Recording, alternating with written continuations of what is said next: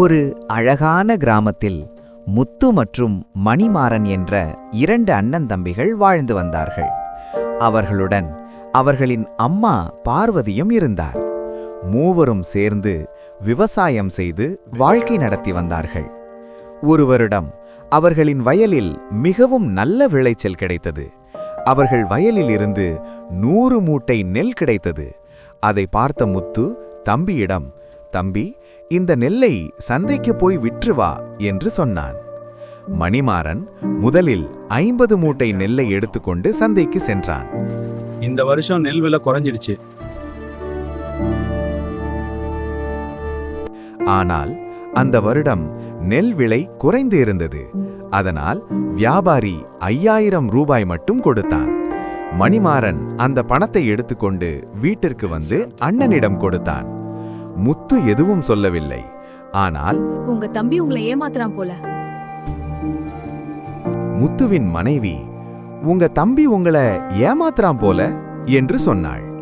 அந்த வார்த்தை முத்துவின் மனதில் சந்தேகத்தை உருவாக்கியது. மறுநாள் மீதமுள்ள 50 மூட்டை நெல்லை விற்க முத்துதான் சந்தைக்கு சென்றான். அப்போது வியாபாரி 6000 ரூபாய் கொடுத்தான். இதோ 6000 ரூபாய், எண்ணிப்பார். தம்பி என்ன ஏமாத்திட்டானே. அதை பார்த்த முத்துவுக்கு கோபம் வந்தது. தம்பி என்னை ஏமாற்றிட்டான் என்று நினைத்தான். வீட்டிற்கு வந்து இருவரும் சண்டை போட்டார்கள். அந்த சண்டை நாளுக்கு நாள் அதிகரித்தது. இறுதியில் அவர்கள் சொத்தையும் பிரித்து வீடுகளுக்குள் கூட ஒரு அடைப்பு கட்டி ஒருவருடன் ஒருவர் பேசாமல் வாழ ஆரம்பித்தார்கள். அதை பார்த்த அம்மா பார்வதி மிகவும் கவலையடைந்தார். ஒரு நாள் ஒரு மரவேலைக்காரன் வேலை கேட்டு வந்தான்.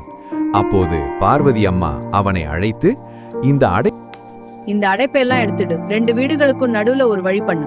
அடைப்பை எல்லாம் எடுத்துவிடு, 2 வீடுகளுக்கும் நடுவில் ஒரு சிறிய வழி பண்ணு என்று சொன்னார்.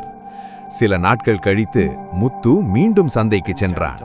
அப்போது வியாபாரி சொன்னான், முன்னாடி ரேட் குறைஞ்சிருந்தது, அதனால தம்பிக்கு 5000 கொடுத்தேன். இப்ப ரேட் உயர்ந்ததால உங்களுக்கு 6000 கொடுத்தேன். ஓ, இப்போது புரிகிறது.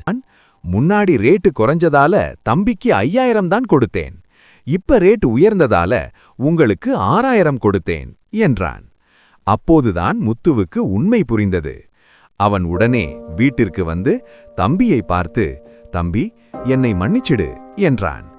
மணிமாறனும் அண்ணனை கட்டிப்பிடித்து, "அண்ணா, நாம எப்பவும் போல ஒன்னா இருப்போம்" என்றான்.